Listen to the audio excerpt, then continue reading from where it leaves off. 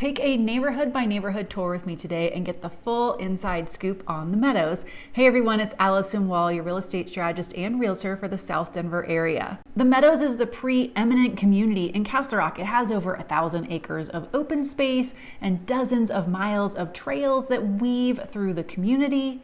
There are over 10 schools that are dotted all throughout the Meadows. So talk about convenience, keeping your kids close to home if you prefer those schools and don't want to go the open enrollment route. This offers it up in spades. And to top it all off, just a stone's throw away, you have all of the conveniences of Castle Rock just right outside the door of the Meadows. You have the outlets of Castle Rock, you have abundant restaurant options. I am talking so many places to eat, and then you have great grocery stores. You have got the Whole Foods, you have got Sam's. That Costco will come a few miles down the road soon if that's your preference. You've got a great grocery store too.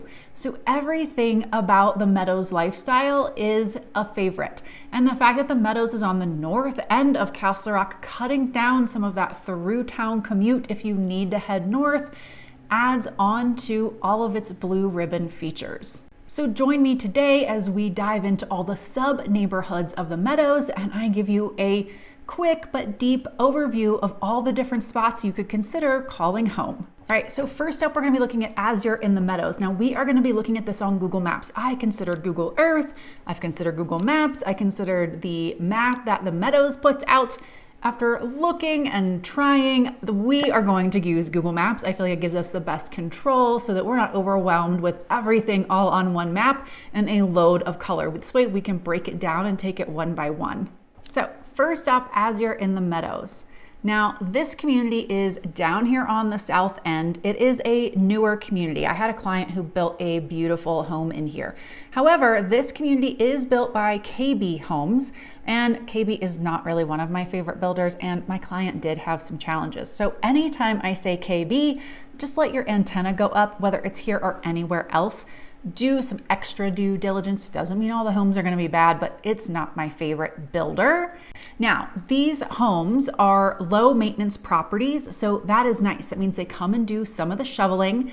That is a pro. They are aesthetically very pleasing. Now, on the con side, you don't ever, with a low maintenance community, get a say for exactly when they're going to come and remove the snow. There are guidelines the HOA sets up in their contract with that vendor, but that vendor has maybe 10 communities that they're taking care of, and they have inch guidelines. For some communities, it's 2 inches. For some, it's 4 inches. Your house may be last in the neighborhood, so you're not in full control. When we lived in a townhouse when we were a younger couple with younger kids, my gosh, those guys came by with their radios blaring at like 3 in the morning. It was not my favorite time. So that's certainly a con to a low maintenance lifestyle. A pro I should mention for this community is that when many of the buyers bought these brand new, they really bought them at peak price. It was at the peak point during COVID when it was hard to get a home, when builders were about the only way you could get a house. And so the pricing was top. Since then, prices have fallen in this neighborhood, and so any sales that are happening are kind of still on the recovery back toward peak pricing. So if you end up finding that you really like this neighborhood, you like the fact that there is some open space, let me zoom that in for you. So when we look down here, this area that is all here, you have views from Azure in the Meadows over to those trails and open space, and then it does back up towards some area that backs toward this Philip S. Miller Park area. So it is not bounded in really tight, so it's a desirable little spot to be in. If you like that, you're catching it after it's hit a low and is on its way back up, it's kind of a good time to buy. All right, so our next neighborhood is gonna be Hawthorne. This is also new. So, you know what? I need to step back. Guys, I'm so sorry. I was so ready to dive in. This outline, I know it's kind of a dumb moment, but this outline outlines all of the Meadows. So let me, before we keep going out of my just utter excitement, because I love this area, over here, where you see this little hand, this is all of where the outlets at Castle Rock are. All of those restaurants, all of the shopping, your grocery stores, Sam's Club, Whole Foods, all of it is right here. So the only area where you have to leave the Meadows to get there is this little stretch of road. There's nothing there. You have a gas station you can get to, so you don't have to go too far for that. You are so close to everything. And then your hospital that Castle Rock offers for everyone, but you have the closest access to it, is right here at the front. So this black outline is encapsulating all of the meadows. And we'll talk about how you are not part of this golf course here. So we are going over here to Hawthorne. This is new construction. They just finished essentially last year with Richmond homes. So if you're wanting something new, this is a great spot to grab it. Now it also has some pros and cons. Let me pull this out so that you can get a better view here. Now, none of these have come up for resale. Most of the lots here run under about 5,500 square feet. So to me, that's a con. That is a tight lot line. Now, not only are the builders responsible for that, but the municipalities, the town, not just Castle Rock, Parker, everywhere that's doing new construction wants it tighter. They want to fit more homes in.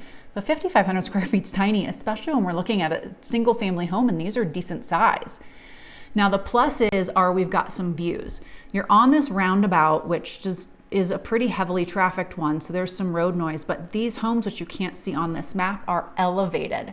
So you are up and above the roundabout, which is good, and you have great views of Castle Rock itself, some of that surrounding terrain, this open space back here that we were looking at, all this trail. You have some views onto that. So if you get one of these homes, you are not necessarily packed in super tight, particularly if you can get back onto this rear ridge over here. These ones over here, not as great. So nice little spot for newer construction. We're gonna talk about this one, Chateau in the Meadows, another Richmond. This is coming. So if you want to build a house, this is the place to look. This will be sometime in 2025. The land is being moved, it's being developed, so we know it's coming. We are looking at 3-car garage homes, which means big homes. They don't put 3-car garages on smaller homes anymore, at least. And RV garage option. These are all their best, most popular floor plans coming in here. This will be a nice, quiet little spot. This is roughly where they're gonna be, since I haven't been able to get the full lay of the land in the plat. So it might push a little more toward the golf course. It might push a little more toward the road, but it's roughly in this location. And I would say if you want to be in the Meadows and you want to build a house, pick up this spot and dig in a little bit more. We're going to jump a little bit over and go to Blacktail in the Meadows. Okay, so let me zoom out. So we've started at the bottom and we've moved up, and this is all newer. Why? Because everything was in this heart of Meadows for so long. And so for someone to say they were building a house in the Meadows, they had to go out, just like almost all other new construction is out when you look in a town. So Blacktail in the Meadows is Richmond. Richmond's built a lot of the Meadows, much like Shea has built a lot of Highlands Ranch. This is a very nice area. They have some of these golf course views, even though this golf course does not belong to the Meadows. It is Red Hawk, it's outside, it's not part of the Meadows, but they get a little bit of the perk, which is such an amazing bonus. The community is sold out. They might have one spec home left. I have a client who built in here. She has a golf course facing home, not backing home, so a little bit lower in value just because the lot premium was lower. Many of the homes don't even have a golf course view, so you've got a lot in terms of price spectrum in here. There are a good amount of ranch homes. So if you're coming in and you want something that is newer, that's single level, has a 3-car garage, maybe a 4, there are some 4-car garages in here. This is a place where I would push you and orient you to go drive around and see what you think, what you like.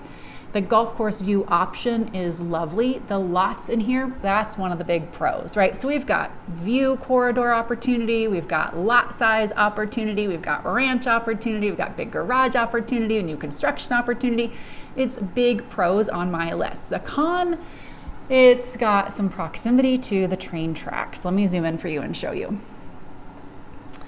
All right, it's gonna be harder to see compared to the black line I have, but this thin gray line between the black line on the map and the road is the train track that is running through Castle Rock. And you're certainly gonna hear it. Now, they're not blowing the horn there, but the train is part of the culture of Castle Rock. You are absolutely going to hear it at some point, somehow, some way. When I lived in Highlands Ranch, I now live in Parker, literally on the edge of Lone Tree, but our babies were little, which means I was up at night, maybe a few times. I wish I could say they all slept so well from day one, but not the case.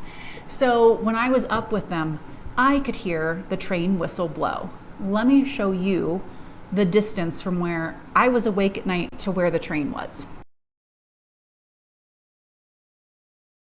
So I'm going to keep zooming. All right. So you can now see Denver on the map. You can now see where the Meadows is. Here is Highlands Ranch. Okay. This is Highway 85, which is bordering Chatfield State Park. Highway 85 is where the train runs when it gets up toward Highlands Ranch. Okay. And I was in the middle of it, roughly, close to where the backcountry is. Backcountry wasn't built then, but that's roughly where I was living. And I could hear that train whistle blow at night. That distance is much, much more. So I was roughly here, and we had Highway 85 over there, and I could easily hear that train whistle.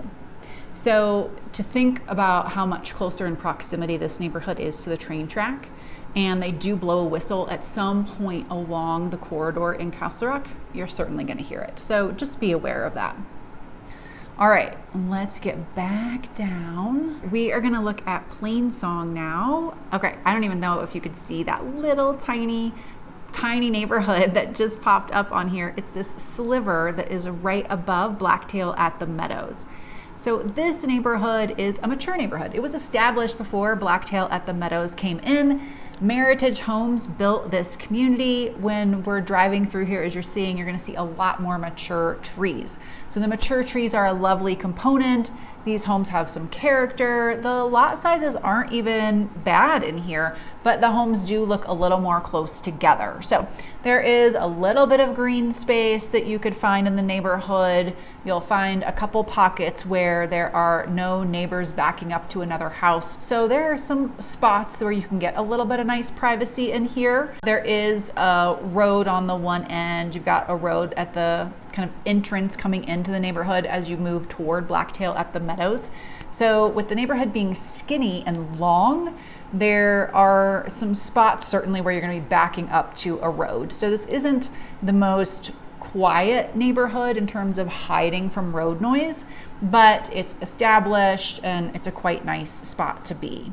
Now we're going to move on to Starling Hill. This one is very different from Meritage.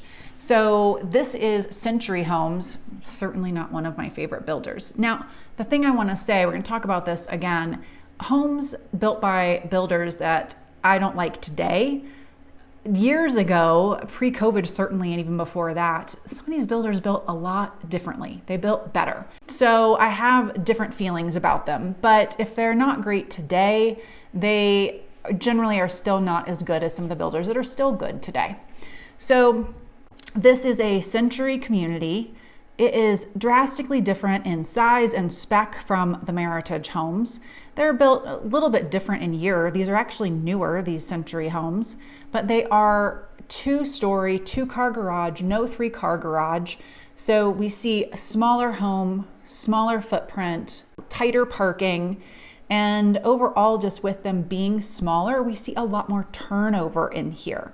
I think it just has to do with the fact that people are growing out of them more. Also, when we look at the location, let me zoom in a little bit tighter. You see we have this community backing up to Low Meadows Boulevard, which is a pretty busy road, not the busiest, and also Prairie Hawk, which is more of a edge road to all of the meadows. So it travels at a higher speed, that end over there. So I think there's just a little less desirability overall in terms of what you get out of there. However, the price point's not so bad, so you're looking at, some value question.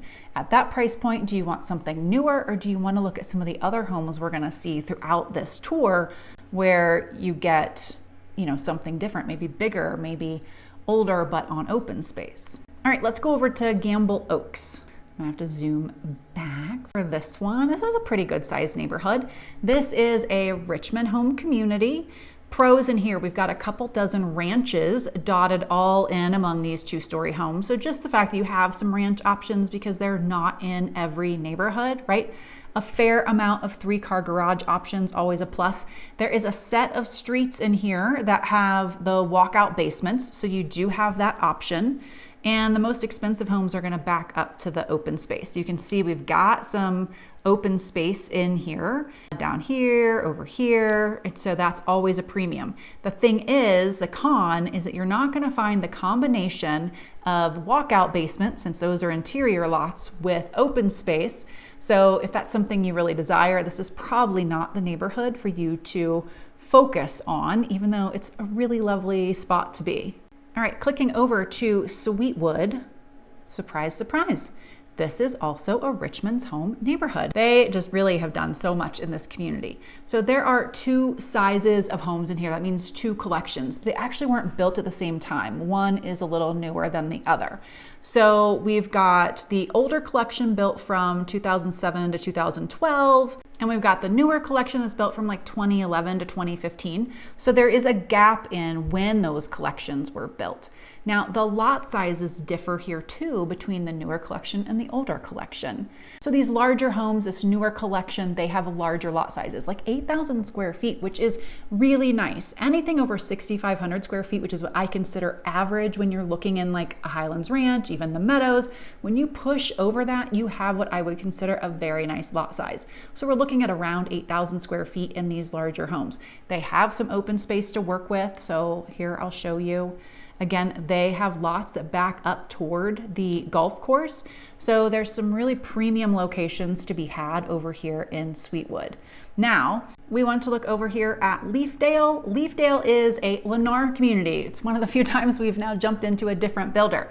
Lennar built this little spot here. Now they, just like part of Sweetwood, do have areas that back up to Meadows Parkway. Let me zoom out here. I want to show you Meadows Parkway because that is an important road to familiarize yourself with. This is Meadows Parkway. It is the way in and out of the community. Everybody at some point is coming in and out on Meadows Parkway.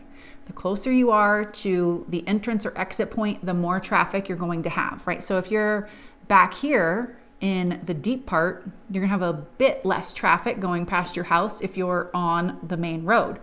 The more you are toward this side or this side, you're gonna have a lot more traffic. Now, this is a new entry-exit point off Meadows. It's only been here, I'm gonna say 2 years now, as they extended the outlets and access to the outlets. So this did not used to be here, which means you get a little more traffic this way.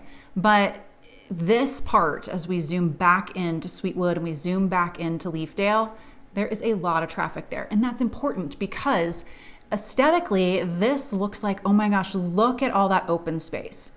Yes, but you have a lot of road noise funneling in there. They have a school behind them, so you have to be okay with that school noise.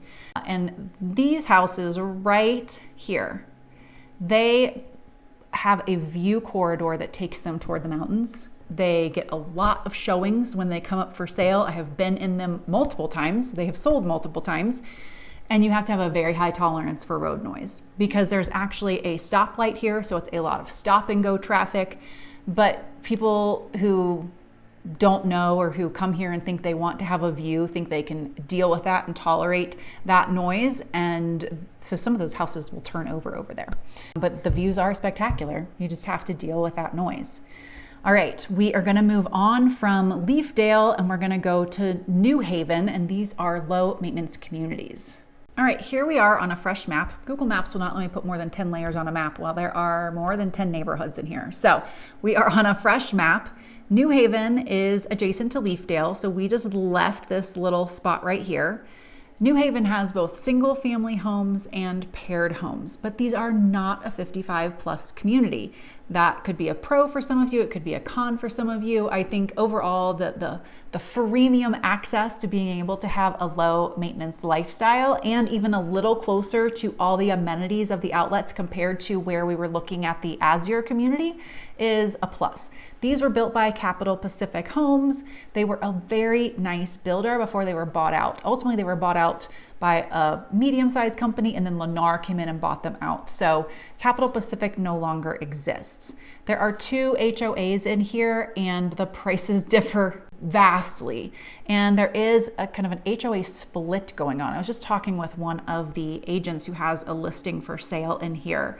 And the single family and the paired homes are currently using a similar same HOA, but they want to separate them. And we're going to see a difference in pricing and a difference in coverage and amenities that's going to come up with that. But right now, what we're seeing is that with the single family home, they have a much lower HOA. It's like $2,500 a year, but with the paired homes, it's like $6,000 a year. And yet, ultimately, they're both at least supposed to be offering full coverage in terms of front yard maintenance, snow removal up to at least the front step, the first step that you have.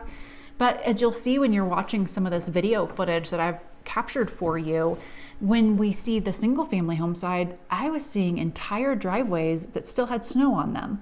That is not how it's supposed to be. So something is changing drastically with those HOAs right now. But this is a lovely community, lovely location, really nice floor plans and footprints. I was here and walked through them often when they were being built. So I do like this area quite a bit. Okay, we are gonna go to the town center neighborhoods. There are actually several neighborhoods in here, but they are tiny because we have lots of different little segments that make up all of this over here. So town center it's actually been built over quite a long segment of time. We're talking 2010 to 2021. So you've got over a decade of build in here. We have price points from $500,000 to $1 million, if you can believe it. Probably not surprising to anyone who's lived in a semi-walkable community. I call this semi-walkable because what you have in here, let me zoom into this for you, right? It butts up against the hospital. Now, if you work at the hospital, that is dreamy, especially if you have night shift or your shift rotates a lot, to be so close. How wonderful. But it's this little corner segment down here on this intersection. No coffee shop. Now, maybe you're a beer drinker, or maybe you like to have a nightcap, then this may be perfect for you because we've got a little brewery, we've got restaurants, but they're not just quick pick-me-ups, they're full service restaurants. I am a coffee drinker, so I want my little corner cafe where I can meet my barista, go grab a coffee, maybe go have a third space to do work if I want to get out of the house. No coffee shop in there right now. So this has your CVS, it has some places to go get some healthcare, chiropractor, some things like that, and then a few restaurants. So to me, I consider it semi-walkable because it does not have a miniature Main Street lifestyle to it, okay? But you've got a lot of opportunities for housing in here. Oh, and the rock climbing gym over there too. My son actually goes to this one. So a really nice rock climbing gym there. A bit over 20% of the properties that are in this segment are condos and townhomes, which means we have a fair amount of single family property that are all in here as well. Okay, now we're gonna move over to the Suncatcher neighborhood, and I'm gonna zoom out a little bit. I wanna give you some more frame of reference for Suncatcher, okay? Now when I separate the neighborhoods like this, I'm also delineating that there is green space, okay? Because if I overlay the neighborhood maps or outlines too much, it can be hard to see. So we have some good green space here for this Suncatcher neighborhood. We've got green space between town center. We've got all this green line. This is trails, trails, trails, a couple trailheads moving into the Suncatcher neighborhood. On that side, look at all of this on this side. Desirable. Now, Suncatcher is not that new. We are talking about a bit of a more mature neighborhood. They have some homes with quite a bit of character. I actually enjoy going in here to show homes because sometimes I will come out utterly delighted with the character that is built into these homes. So John Lang Homes and Richmond built in here, so you get a mix of builders. We have homes that are on the smaller side where you've got under 2,000 square feet and homes on the larger side. That delineation line is important because it's a differential on the price points of the homes. So the homes that are under 2,000 square feet are generally selling in the mid 500s, but if we go over 2,000 square feet, we're in the mid to upper 600s. So there's quite a tipping point and a differential there in what you're going to pay. Now, we're under 700 still for, look at all those trailheads, open space. The trails actually move into the middle of the neighborhood and all the way out to Meadows Boulevard for you to cross the main road and even go out into a different segment all the way into, look at this. You can cross, go over here. You can get over into Butterfield Crossing Park. It's such a nice location to me in terms of livability, access to trails. Let's check out Panorama right next door. So they also benefit from this same open space. It does not show that they have a trailhead leading into the community, but it's right around the bend. So this community is a little newer than Suncatcher is. We've got homes built as recently as 2020 in here. We have got a price point that reflects that. We're looking at homes in the mid 700s and with lot sizes that are a decent size. Thing is, this is a KB Homes community, so I've already shared how I feel about that. And I have shown some homes in here and seen quite a bit of movement in the slab. That's all the way down in the basement. These are slab on grade. Some of the homes, if you tour a lot in here and you're open to a wide variety of ages, you're actually gonna see some built with a wood subfloor where you've got a gap and dirt underneath. The majority of homes are going to be slab on grade where the concrete's sitting on the dirt. And in Colorado, that moves. It flexes, it will peak, it will valley. Most of that's normal. I have seen what I would consider not normal in some of these homes.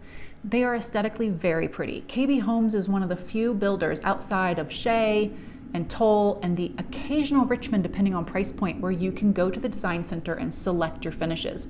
KB still allows that. So you get really pretty homes. But structurally, there are times where it can leave some things to be desired. There are a fair amount of ranch options in here, which is nice, especially on the newer end. And I have been into some homes where you get a view corridor because we have a layout where the streets bend, right? And so if you can get higher up, you get a walkout, you're not square on square on square with your neighbors, you have the opportunity for a view corridor, which is lovely. With any home, I don't care what builder it is, you're going to need a very good inspection always. So take any of these builders and places and locations, inspect them no matter what. And don't swear off KB just because of my opinions, but just be thoughtful. Okay, we're gonna head down to Morgan's Run. This is a townhome community. I didn't grab any footage in here because it's just really hard to grab anything that's desirable looking when you're navigating between garage bays and townhomes, but these are actually spaced out quite nicely and you are right on Paintbrush Park. You've got trailhead. This is a lovely, lovely area and community, and the price point reflects it because they're often selling in the upper 400s. You could absolutely find a townhome for less. Sure, you could find them for more, but you could find one for less. This is a lovely area to be. So just for a refresher, let me zoom out, show you where we are. We're in the heart of the Meadows here. So I talked about where do you want to be on Meadows Parkway. We are now starting to show communities that are on this deeper back half where you might get a little less traffic, right? Because anybody who's up here, over here is peeling off and going down this way. They're going over here. So it can possibly tend to be a little quieter on this back part. And we'll see a few other neighborhoods over this way too, okay? Next up is Watercolor. That is also adjacent to Paintbrush Park. I think anything where you've got all this access in here to these trails, you've got park, which is a version of open space, is a huge plus. Watercolor is a lovely neighborhood. Village Homes built most of these. It was a very nice builder. We don't really see anything from them anymore. Built in the early 2000s. These streets, let's zoom in here. So we come off and we have streets that take a dead end, essentially a cul-de-sac, and they're ending into that open space of the park. One of those, two of those. And then all of these back here have a green belt between them and the neighboring neighborhood. So a lot of opportunity to have no neighbor right behind you, which is generally one of the most desirable places to be. People really, really prefer that. Generally, the first request is I want a mountain view. After that, I want some privacy. A lot of that here. With Watercolor having generally larger homes and decent lot sizes, they're not all amazing, but decent, you're also getting 3-car garages in most of the floor plans in here. So Village built nicer, what I would call higher end homes across the spectrum, right? We have other builders you're going to hear names of in here that were not what I would consider higher end homes.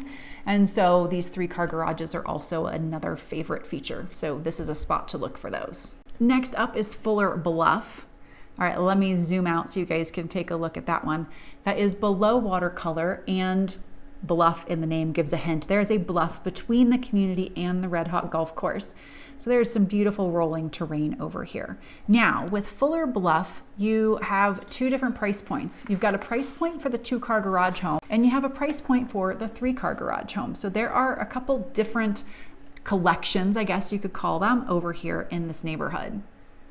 Either way, you're not getting into this neighborhood for generally below the low 700s.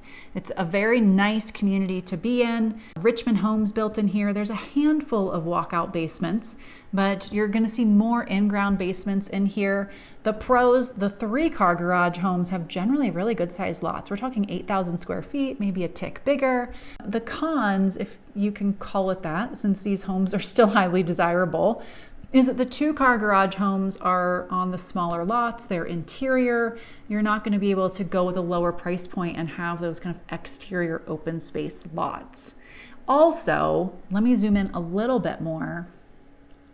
You have this edge, which is Busy Road, that's Meadows Parkway, and we've got Coach Line Road. Now, Coach Line Road, let me zoom so you can kind of get the lay of the land for what that road leads to, why it's so heavily trafficked, right? It comes down past, but let me show you.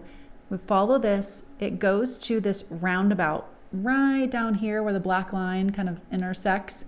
Well, that is where Azure at the Meadows is. It's where Hawthorne is. It's where Chateau in the Meadows is going to be. So that takes us out to the downtown part of Castle Rock. It takes us to the Philip S. Miller Park. It's the south entrance exit to the Meadows. It takes us to different places that aren't I-25. And there's not a lot of housing that runs along this segment. So really, you're passing by this neighborhood to get into the rest of the Meadows. So there's a lot of traffic right here. So you need to be deeper in, ideally right along this back road to get away from the road noise in here. That's the reality of this community. So there's lots of pluses, and I think the road noise is a big minus. Okay, let's move on to this is a huge neighborhood in here. I mean, this is one of the biggest, if not the biggest. It's got few rivals. This is Morning View. Let me show you. So this town center is big, but it's multiple little neighborhoods that I just lumped into one because those neighborhoods were so similar. This is one large neighborhood. Now, there is a lot to talk about in here. There's so much value. Look at all of the trails that lead in and out of this spot. Trail all over. We've got a park in here. We have a school in here. We have a large road that traverses the community. So you've got road noise on the edge. You've got road noise in the middle. For some people, the school inside is a downside because that means you've got school traffic coming in and out of your neighborhood if you're not far from it. Some are like, that is fantastic. I can walk my kid to school. I've always dreamt of being in a place where I could walk my kid to school.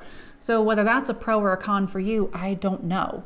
Now, the median lot size for this neighborhood, it runs pretty small. But if we carve out by, segmentation, there are some big lots in here. You can get over 8,000 square feet, absolutely. There are some beautiful homes. We've got, because of its size, $500,000 to $1 million in price point.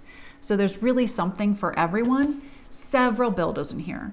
Oakwood, Meritage homes built in here. Now, there are homes in here with vinyl siding. That is so uncommon. It's really the only spot in the whole neighborhood, and there aren't even many spots across all of Denver that do that.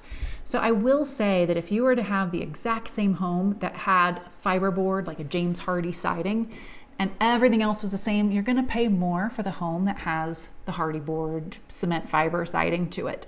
So, I mean, some of these with the vinyl siding sit on open space. I mean, they sit on a cul-de-sac, large yard, big, beautiful home, vinyl siding. And then there are some that are a little smaller, a little less grand. When I've had a client who bought one, it was, again, COVID, not as much opportunity for homes, and she would have chosen something a little different, but it's what worked.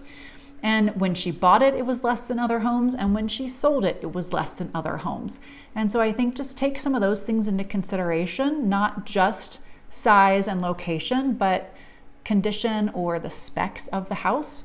That vinyl siding piece is a little interesting in this neighborhood. So now, before we move on from this neighborhood, I do want to show you all this trail we were pointing out. It says Ridgeline Open Space, and you have all of this trail here. And it moves down and ends here on Wolfensberger Road. But there's actually a bridge. Let's see if it'll zoom out and stay. There's a bridge down here that crosses over, and you can follow the trail and connect all the way into the Philip S. Miller Park. So you can trail yourself all the way down to the park and go back. Now, you're going to need some serious fortitude to do both, the down and the up, and anything that is at the park, including the incline or the ropes courses or ninja courses or any of that. But if you are so athletically inclined, it is there for you. So I want to make sure you knew that. All right, weather vane. Now, I'm going to zoom out. I don't even know if you're going to notice the addition here. Weather vane is tiny. So we started over here in the purple. We went to Town Center. This was New Haven, the purple. And we have moved around and come down, hit the purple, which is Morning View. It's this little tiny dot right here. This is Weather Vane. It's another Meritage community. Just literally across X. It's a cross of streets. They just bought this little tiny segment of land. Again, they're very nice homes. They do have a lot of road noise because they're at the intersection of where people come in on Foothills Drive, generally to head to the school if they're up in this segment of the neighborhood. It does taper off in terms of traffic load going past there because this is just a few neighborhoods down this way, but a fair amount of road noise in here. I had a client who bought, and then they did not have as much because they were kind of the one street in and on the back side, and there is a berm kind of buffers the road noise. It's not flat in there, so a little bit of terrain. Lot sizes are tiny too. Now, if you don't want to maintain a lot of yard, but you'd like a good size house, could be a good option. So I talked about this with Century Homes. I've talked about KB Homes. Let's talk about Meritage. If you've watched any of my other videos, Meritage is not a builder that I am like, I love them. I think they give great customer service. I think they're so buyer oriented. You should be gung-ho on Meritage. They have some things that aren't my favorite. But at this time, they had really just entered the Colorado market. They were ranked top 3 in J.D. Powers and Associates for customer service, for quality. I mean, they were doing really well. And the homes they were building, you could customize just like you can with some Richmond homes, with Shea, with Toll. You could do built-in bookcases. You could do crown molding. You could do trim. You could increase your baseboard size. You could customize just about everything in the home. And it's reflected in the type of home you would get in the Meadows today on that. So my concerns with builders, this is what I was trying to share earlier. Today, how I feel about a builder, it does not always reflect into a builder from the early 2000s. They've changed so much over time in competitive landscape, cost, and just the way they serve their clientele today versus what they did years ago. All right, we are heading over to a really gorgeous community with big lots. I have some clients in here too, and I love this neighborhood. I have my eyes out. I'm spying for just the right house and lot. If it ever came up, I would certainly go look and see if it was the right house for me. There's just a couple I mean, literally just a couple places across South Denver where I would pick up and move for the right house. There are spots in the Meadows that include that. This is one of the spots within the Meadows. There are several, but I love this spot. So let's go see. I want to show you Briscoe Ranch. Now, this yellow does not show up so great, but Briscoe Ranch is just above where Morning View is. We've got a little bit of that trail access in the neighborhood, and it sits again along. So all of this, we look here in this black edge of the Meadows, there's also open space back here. Not all of it would be what I would consider owned by the town, guaranteed open space. Much of that is privately held, but it's not privately held by someone who owns 1,000 acres and could sell it off to a builder. A lot of this is broken up into 40-acre parcels, a couple hundred acres, smaller amounts, individually owned. So it's much harder for everyone to get together and a builder to buy it out from them and build on it. And also, not all of that terrain is flat, so that even if someone decided to sell off and let a builder build on it, the people who are right up on that space may not be able to even see that someone built over the edge, the bluff. So there's just some really nice space on this west side of the Meadows. Now this area, the lot sizes generally are over 8,600 square feet. They are a very good size. They often have a pie shape to them. One of my clients, when I went to show them this house, we did a virtual tour for them. So they weren't even able to come in town. They came in once. We knew what they liked. They left, and everything else from that point on was virtual, which happens for more than 10% of my clients. So I go into this house, and the condition was spectacular on the inside with just a few things that had to be addressed.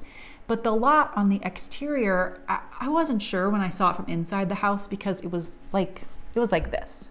But I said, all right, it was a recorded tour, actually, not even FaceTime. And I said, okay, guys, come with me. We're going to go trek to the top of your yard and we're going to look all around and we'll, So we're seeing the fire pit at the bottom. We're seeing the little playset that's one level up, and we just keep going. And I get to the top and they have sweeping front range views, every peak, all the way across. And there are other lots like this in this community.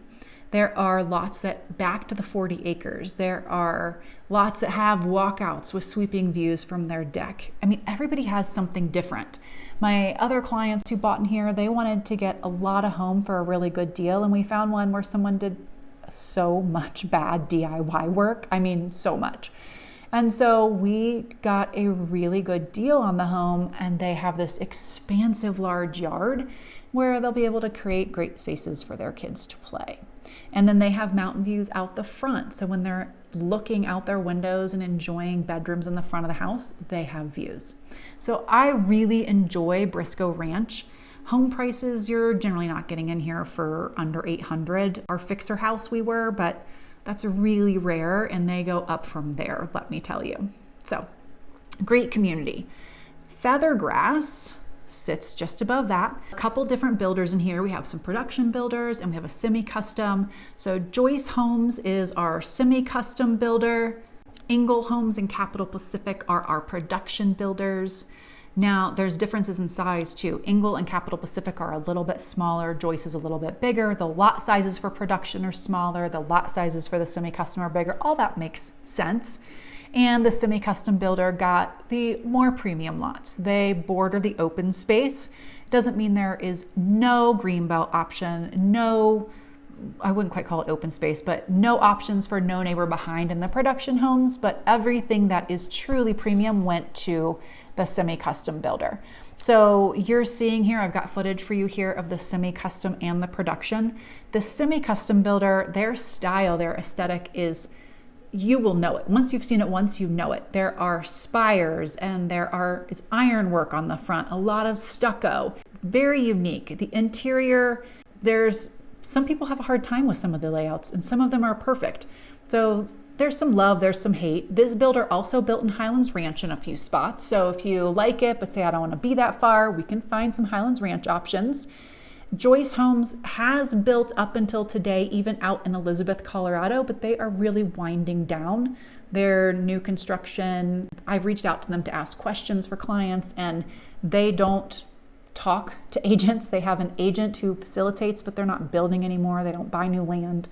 So they're kind of winding things down. The Joyce homes, you could get up to a 4-car garage. You're gonna have fewer options with a 3-car garage with the production builders, but you're gonna see the whole gamut. You could have a 2-car, you could find a 3-car. The semi-customs could have a 3-car or a 4. You could be on open space, you could be on interior, you could be on the park. There is a school in this neighborhood, so if you really don't want to have noise from a school, then you're gonna have to pick selectively where you want to be. So there's a lot of different pluses and minuses in this neighborhood in here, okay? You can see right here, let me close that for you. The neighborhood school is right there. So it's as you transition into the next neighborhood we're going to talk about. So you've got lots of opportunity to be away from school noise over here. And oh, I'm so glad that didn't move. It's been giving me a pickle when I try to zoom and then I do it wrong. And we've got some corridor in here where we have no houses, so you could be on a green belt. We've got a playground. You've got the main road over here, but not a lot of the houses are on it. And then you've got this kind of open space. This road does not belong to the Meadows. It belongs to a deluxe home. Deluxe, deluxe, deluxe, and it is outside the Meadows boundary. I just drew the line a little bit differently. Okay, we're gonna jump over here and talk about Harris Grove. So this is another big neighborhood. I still think that Morning View gives it a run for its money, but this is a good size.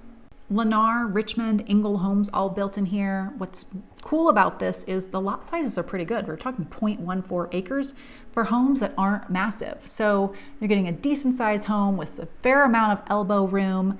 We've got prices that are, you're talking, 500s to 800s. They run the gamut, so you've got some good options. I really like that opportunity. On the plus side, about a third of the homes have a 3-car garage. I think that ratio is pretty high when we look at who the builders are, the size of the homes. I like that.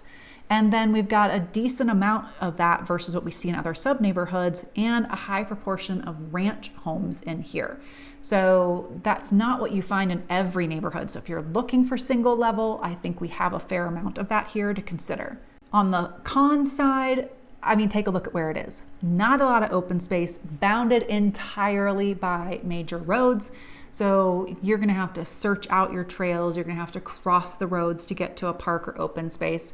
So that part is not nearly as desirable. Now, every neighborhood we have talked about up to this point.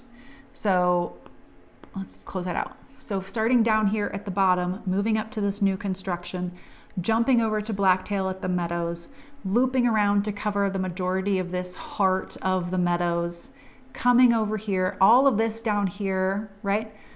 Everything we've talked about up to this point has been part of one of the 2 HOAs in the Meadows at Castle Rock. These are all part of the newer HOA, and they are aligned to the amenities that you think of when you think of a neighborhood like this.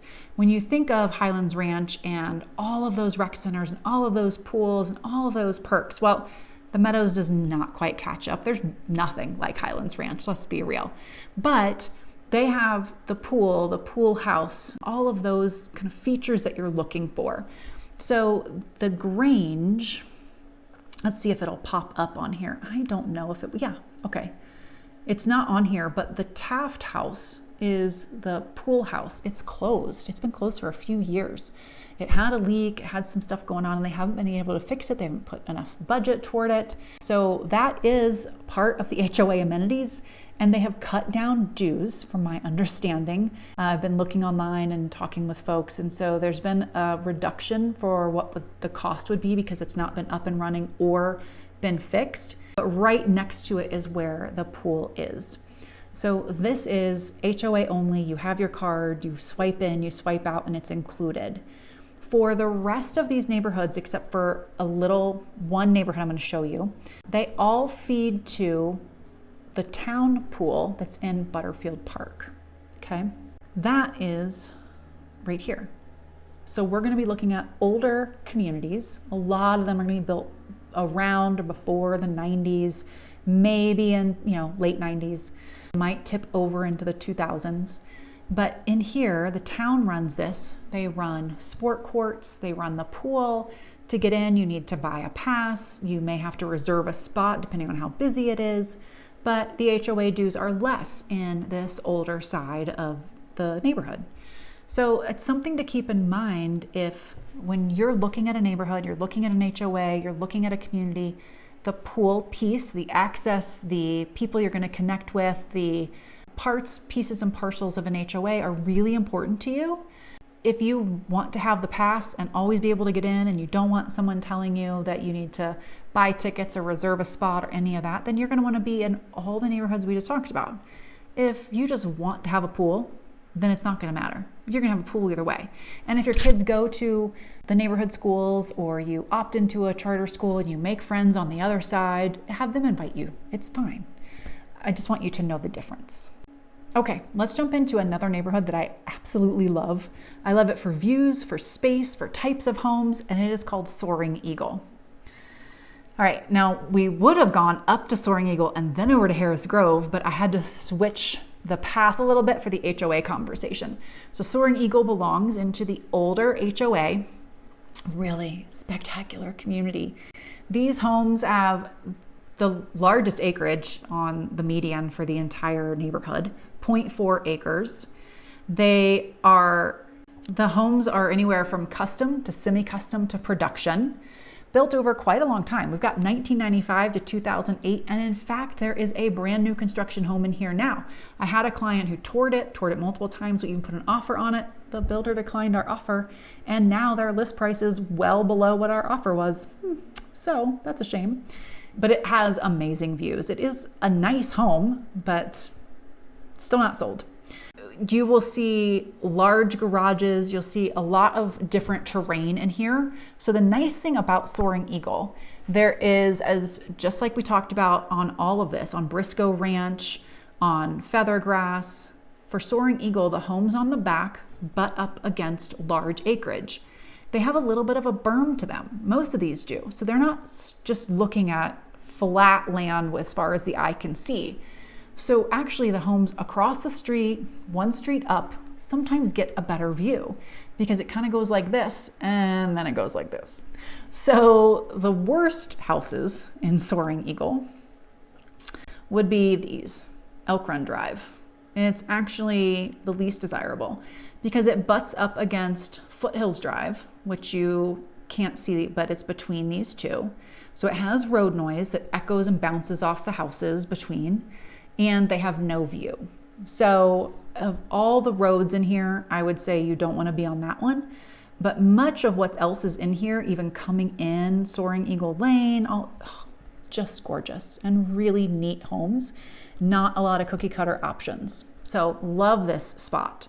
Price wise, you saw on the screen, 1.1 to 1.3 million over the last year. All right, let's go to Deer Track.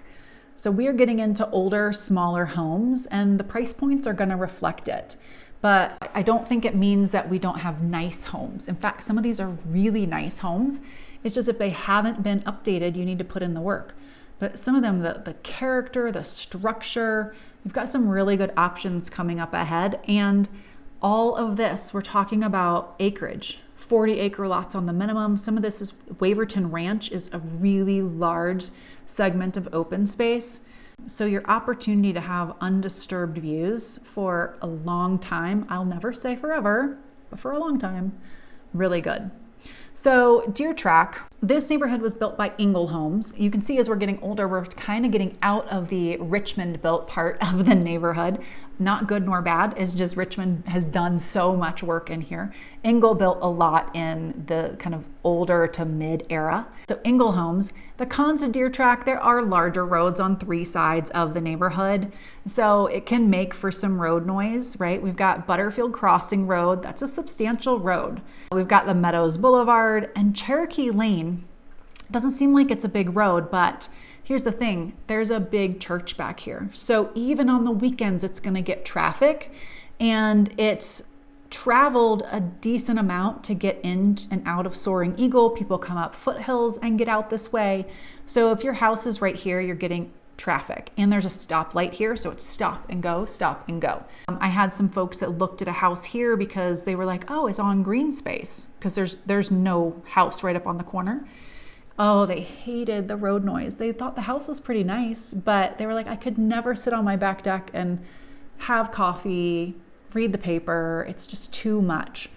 So you really need to kind of be farther back, and some of this is that road noise is gonna travel down this corridor. So you have to kind of watch for what's desirable in here. All right, as we move past Deer Track, I don't wanna move the map, I wanna move this. Thank you so much. We're gonna go to Vista Heights. This one I do like a lot. Bigger homes, totally different kind of neighborhood in here. And all of these were built before 2000. So it's not like we're in new homes, but still we don't, I've been in some that are remodeled. So I don't see a lot of age and outdatedness in some of these. I see character. Median home size, we're over 4,000 square feet. So these are livable. You can fit your kids, you can grow. There are downsize opportunities in here if that's what you want, but oftentimes this is going to be more of your family community where I want to grow into the house. Walkout basements are an option. 3-car garages are an option. Median lot size, pretty good in here. And look at the home size. The home price. On average over the last year, we're under $800,000. Now, remodeled ones, green space, walkout basement, all the perks, 900 would not be a stretch. So don't kind of be all bunched up if I point out a neighborhood, give you a price, and then something that's remodeled and really nice far surpasses that, because it's all about condition. Okay, Coyote Run. There is a street name in here. I love it for the name. I love it for the location and what it offers. It's Bobo Link. What a silly, fun name. Bobo Link, there are parts of it that look over Waverton Ranch, which means acreage. So you've got older homes, some character, some wide views, and we're talking mountain views. It's not just that you've got no one behind you and some green acreage and some land. The mountain views come with it, and it's just gorgeous. And the mountain views in the Meadows in some ways surpass what I see in other parts of South Denver. Not in every spot, but man, is it just gorgeous. So Bobo Link, the street is in Coyote Run, the neighborhood, decent sized homes. So nothing to complain about. Again, the lot sizes are going to be good for the most part over in these areas because it's before the municipalities stepped in and said, wait a minute, we are making the lot sizes too large. We can't get the density that we need to meet our needs for growth. So if you can tolerate something a little older, then you're gonna get more space, more elbow room, which is a win. There's nothing remarkable about this neighborhood other than the fact that age. And you may take care of your home, but I have certainly been in some homes in this neighborhood and some of the others where your neighbor may not take care of it so well. And yes, there's an HOA, but they don't always catch the, rotting trim or the falling down porch railing or some of those things. And that happens with age, and some people just let it go. So your tolerance level may need to be greater in these older neighborhoods for someone who may not just keep up with everything, or who maybe lets the inside go and it shows in the backyard where the HOA doesn't see it as much. Some of those things.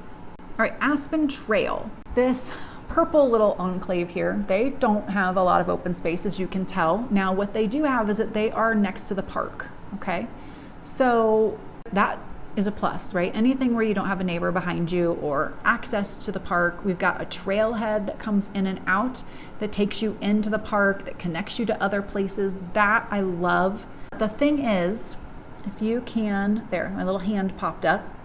That hand shows where the houses back up to the park and the pickleball courts.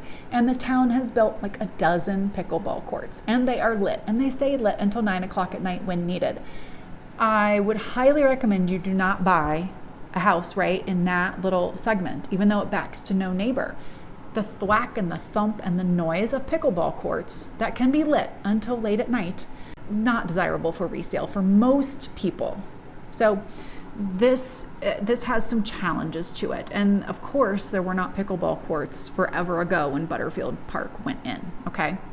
Otherwise, this is a lovely little spot. I think you could find some that offer you potentially some better options if you don't want a neighbor behind you. But if you're gonna grab an interior lot, I have zero complaints. The median lot size in here is 0.14 acres, so that's pretty good. You won't find me sneezing at that. And the home size isn't too big, and we're looking at prices over the last year that are capping out around $650. We'll see some increase this year, but we're below $700. So next up is the neighborhood I was telling you about that still belongs to the newer HOA. It just happens to be on this side. So this is Patina 1 and Patina 2. I lumped them together. They are built by Joyce Homes. So this is that semi-custom builder that has a really distinctive style. They occasionally build homes that don't have the spires, the iron, stucco. You'll see some of those as you look at the footage and you're like, oh, well, that one's like, seems like a traditional home or a production home. And this one seems clearly like their style. Well, they built them both, but usually, like in Highlands Ranch too, they're generally leaning more toward that spire, the iron, the stucco. That's their general bent. These neighborhoods, I like them a little better than what I see for the Aspen Trail community, but it doesn't matter because the price points are so different. They are not attracting the same buyer. So Patina 1 and Patina 2, we're looking at like 800 to high nines, almost $1 million. We aren't backing up against the same spots in the park. Over here on this side, I mean, look, we've got trail access. We've got tennis courts on this side over here, and they are lit, but they're so much farther away. So, you know, this is nice. I would not complain. There's some good open view here. The school is way back here, so I don't think school noise, you're not gonna have much of that traveling. All right, let's just zoom out and do another touch base on where we are for the map and what we've seen.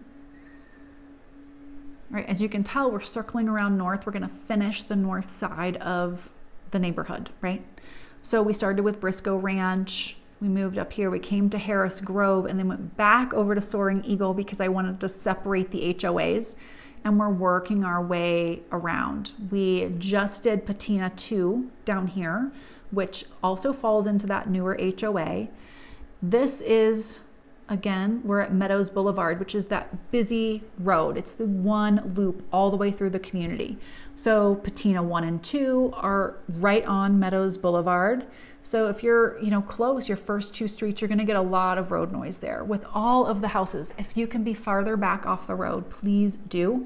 If you're working with me, we're always gonna talk about road noise, power lines, schools, sport courts, and lean as much as we can toward larger lots, open space, lots that don't have retaining walls or a blindness to the backyard, everything that leans toward the popularity for resale because I want the best ROI for you. So those are the conversations we have when we dial it in and get really specific about homes, is how are we maximizing your ROI so that this asset is growing for you and delivering the most when you do go to sell. All right, so next up, after Patina 1 and 2, we have Meadowgate. So Meadowgate is also on this main loop, right? But it goes back. It's bounded by Butterfield Crossing Road and Meadowgate, but lots of homes in between to give you some quiet nooks. We do have a field over here. It's close to the middle school, but you'll have some opportunities to get into a spot where if you like this neighborhood, you're not gonna be hearing road noise all the time. We've got a trailhead that comes in and out of the neighborhood, always a plus. Price point, I love it. We're again under $700,000 for the max for the last 365 days.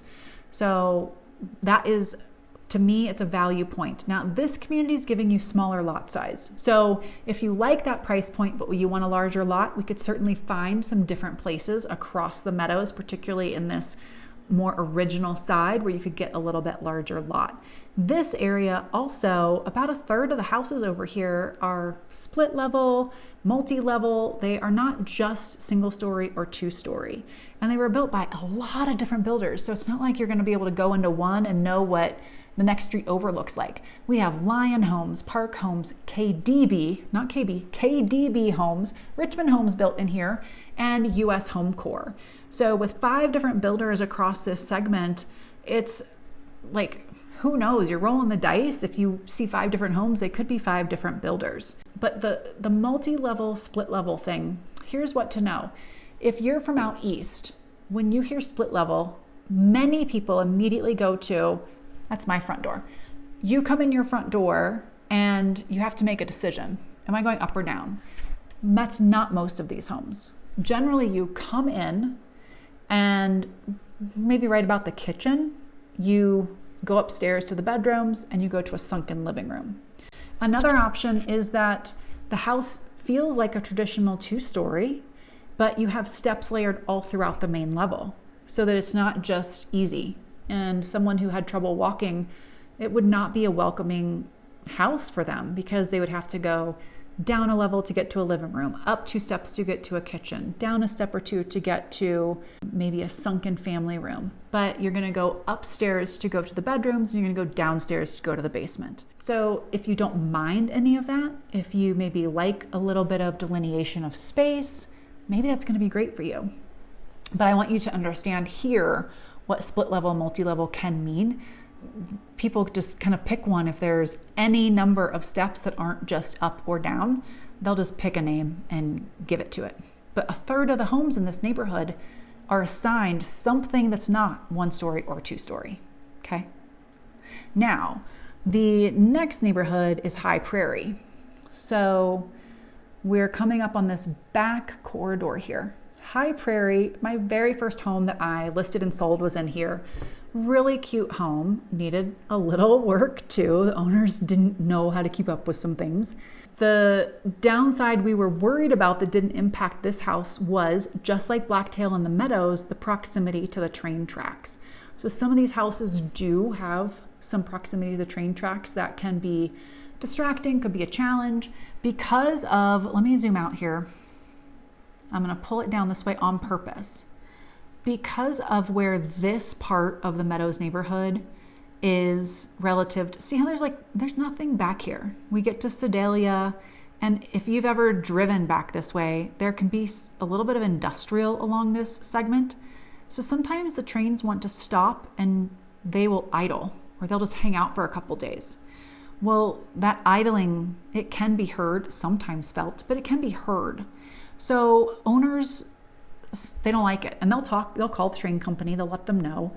But if it happens to be really close, it bothers. I mean, who would want that, right? So you need to spend some time visiting the house, visit it a couple times. I've shared this before, there is no schedule to when the trains run through here. So it's not like we can say, oh, on Tuesday at 3:30, we want to go visit because we'll hear the train go by. Okay. There are fewer of the split levels and multi-levels in this community.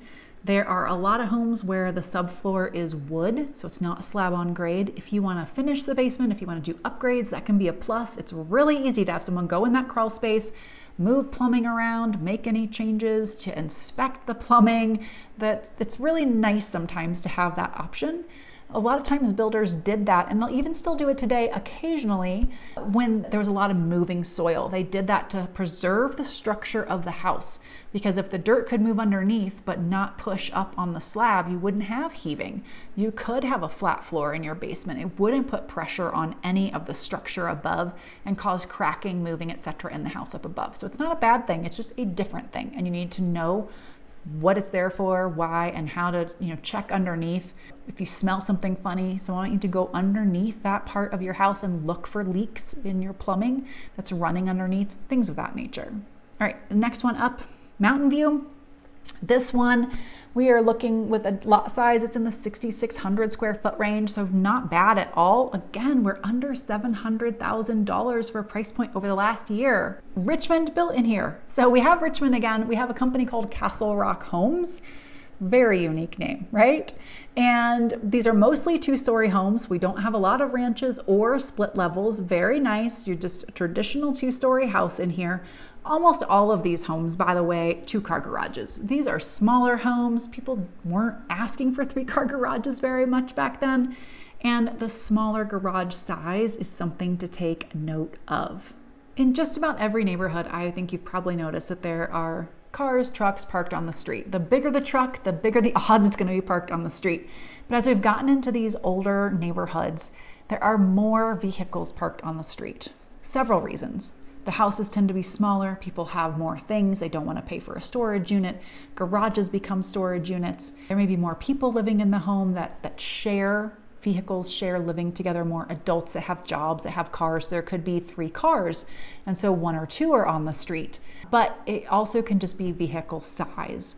these garages, and we have this in Highlands Ranch with older homes, these garages are not sized for truly large SUVs. I'm talking like a Toyota Land Cruiser, a truck. If it's an average size SUV, it's gonna fit.